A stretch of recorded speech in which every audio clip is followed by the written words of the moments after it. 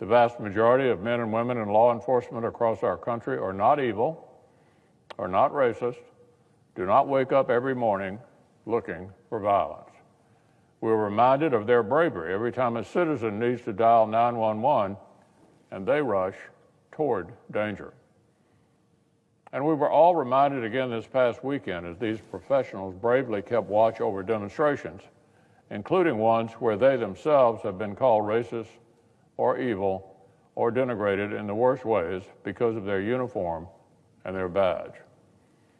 So, Mr. President, if peaceful protesters rightly do not want to be lumped in with a subset of looters and rioters who seek destruction, then the vast majority of brave police officers cannot be lumped in with the very worst examples of heinous behavior.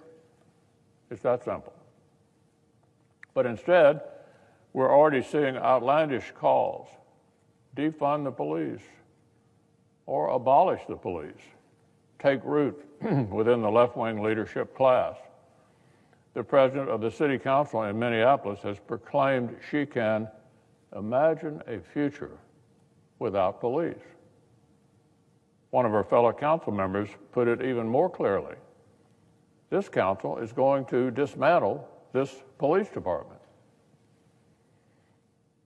To be clear, what this effort is about, one of the local groups informing this push in Minnesota has literally stated that arts programs and mental health resources will be more effective at stopping crime than armed cops. Instead of, quote, dangers armed with guns, they say other professionals like social workers should be the ones to, quote, respond to crises in our community. I'm all for social work and mental health, but call me old-fashioned. I think you may actually want a police officer to stop a criminal and arrest him before we try to work through his feelings. Well, even if some left-wing leaders fall for this nonsense, I have a feeling the American people are too smart for that. They know that what happened to George Floyd is totally abhorrent. They also know that riots and looting are unacceptable. And they also know that well-trained law enforcement officers are an important part of creating safe communities, not something to defund or abolish.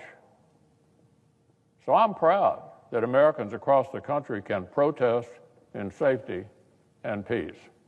I'm proud that their neighbors continue to answer the call to protect and to serve. And I'm hopeful that with unity and mutual respect, we can continue this important national discussion to ensure justice and equal protection under the law.